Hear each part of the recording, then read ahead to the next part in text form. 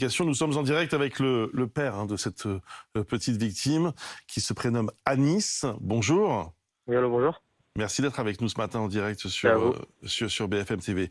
Alors évidemment, on comprend votre émotion après ce qui est arrivé à votre petite fille. Évidemment, on essaie de se mettre à votre place. Mais expliquez-moi ce qui se passe aussi dans votre esprit, parce que vous allez porter plainte. Et puis, dans la foulée, vous essayez en quelque sorte de retrouver vous-même cet adolescent. Vous pensiez en fait que les policiers ne feraient pas ce travail-là?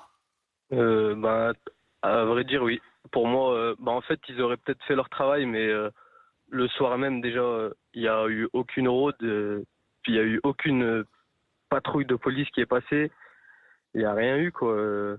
Donc pour moi, dans la logique, et de toute façon, je le sentais que la personne n'était pas très loin. Elle a disparu trop vite. Donc effectivement, elle habitait pas très loin de chez moi. Elle habitait en face, quoi, à 100 mètres, même pas. Il faut comprendre que moi j'ai tout fait pour le retrouver et ça a payé, hein, parce que le lendemain je voyais toujours pas de patrouille tourner autour de chez moi ou quoi que ce soit.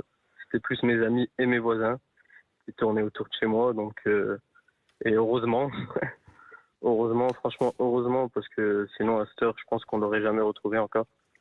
Ouais. Donc Alors, c'est une chose, et encore une fois, c'est difficile de se mettre à votre place, parce qu'on imagine à quel point vous avez été choqué par ce qui s'est passé, mais c'est une chose de le retrouver, et c'en est une autre de le passer à tabac.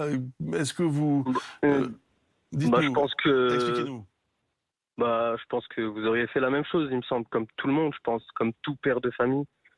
Et j'étais dans un état secondaire, donc une fois que ma femme a formellement reconnu, et elle a pris un deuxième choc dès que je lui ai fait voir la photo.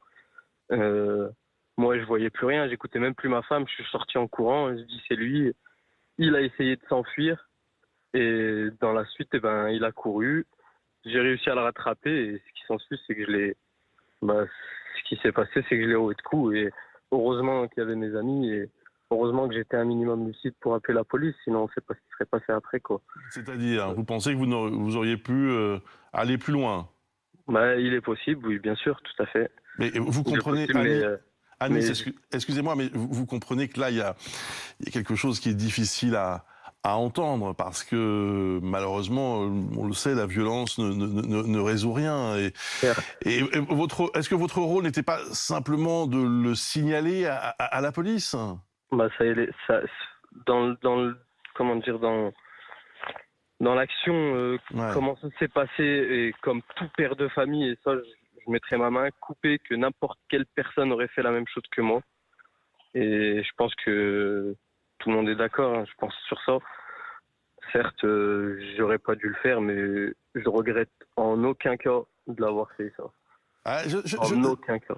honnêtement, encore, je l'ai dit 3 fois, donc je me répète, c'est compliqué de se mettre à votre place parce qu'on imagine votre choc et votre émotion, mais je sais pas, je suis pas certain, même je pense même le contraire, que la solution ce soit de faire ce que vous avez fait, parce qu'il y a un état de droit, il y a une police, il y a une Tout à justice fait. qui doit faire ce travail. Parce que vous le savez aussi, Anis, aujourd'hui c'est vous qui risquez de vous retrouver dans Tout à de fait. sérieux problèmes.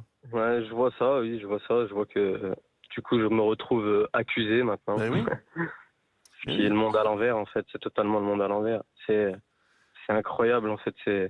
Moi, j'étais dans un état second. Je voyais plus rien. J'écoutais plus rien. Anis, quand vous faites Je ça, pensais vous qu'à ma avez... fille, en fait. Ma femme et ma fille ne dorment plus. Ils sont choqués. Bien sûr, bien Ça y est, sûr. j'ai déménagé, j'ai changé d'appartement. Je dors plus là où je suis. Là, je dors chez mon frère en attendant. J'ai un ami qui nous prête un appartement. Ça y est, pour ma fille, pour ma femme, c'est pour moi-même aussi. C'est devenu, ça y est, c'est devenu invivable, entre guillemets. Ça y est, c'est fini. Mm. C'est quelque chose qui est compréhensible, en fait. Ouais. Après, on verra la justice. On verra si la justice fera son boulot, quoi. Mais quand vous avez fait ça, vous vous êtes pas rendu compte que vous exposiez à de potentielles sanctions parce que... Non, je voyais plus rien. Franchement, je vous mens pas que je voyais rien. C'est mes amis qui m'ont dit arrête, arrête, ça y est, stop. Faut pas le toucher. Faut pas que tu le touches, c'est mort. Faut Mm. arrêter de le taper. Il faut appeler la police. J'ai appelé la police. Mais sur le fait, ça y est, je voyais noir. J'étais dans un état où je pense que c'est compréhensible. Et même aujourd'hui, vous ne regrettez pas? Non, franchement, je regrette pas. Franchement, je regrette pas. Non. Malgré les risques que vous encourez aujourd'hui? Malgré les risques, je pourrais prendre 30 ans, je prendrai 30 ans, c'est pas grave.